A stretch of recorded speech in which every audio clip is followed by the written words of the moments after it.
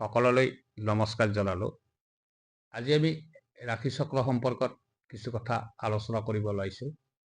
ছবিত যে দেখিছে এইখন হৈছে ৰাশি চক্ৰ বা জন্ম কুণ্ডলীৰ এখন ছবি।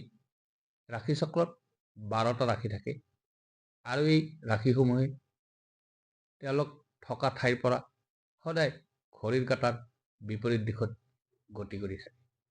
ছবিখনত 1 নম্বৰ ঘৰটো হৈছে মেঘ ৰাশিৰ ঘৰ, তেনেদৰে 2 নম্বৰ ঘৰটো হৈছে বৃষ ৰাশিৰ, 3 নম্বৰ ঘৰটো হৈছে মিথুন ৰাশিৰ, 4 নম্বৰ ঘৰটো হৈছে কৰ্কট ৰাশিৰ, 5ম ঘৰটো সিংহ ৰাশিৰ, 6ষ্ঠ ঘৰটো কন্যা ৰাশিৰ, 7ম ঘৰটো তুলা ৰাশিৰ, 8ম ঘৰটো বৃশ্চিক ৰাশিৰ, 9ম ঘৰটো ধনু ৰাশিৰ, 10ম ঘৰটো মকৰ ৰাশিৰ, 11 নং ঘৰটো কুম্ভ ৰাশিৰ আৰু 12 নম্বৰ অৰ্থাৎ শেষৰ ঘৰটো হৈছে মীন ৰাশিৰ ঘৰ।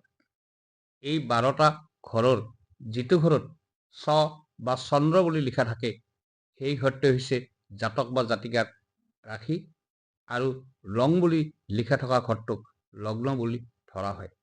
এই লগ্ন বা চন্দ্ৰ থকা ঘৰটোক 1 বুলি ধৰি ঘড়ীৰ কাঁটাৰ বিপৰীত দিশত জাতক জাতিকাৰ গ্ৰহসমূহ বিচাৰ কৰা হয়, অৰ্থাৎ কোন স্থান বা ভাৱত কেনে গ্ৰহ আছে তাৰ ওপৰত ভিত্তি কৰি জাতক জাতিকাৰ ভৱিষ্যত, অতীত আৰু বৰ্তমান সম্পৰ্কত গণনা কৰা হয়। আশা কৰোঁ ৰাশি চক্ৰ সম্পৰ্কে আপোনালোকে নিশ্চয় এটা সম্যক জ্ঞান লাভ কৰিলে।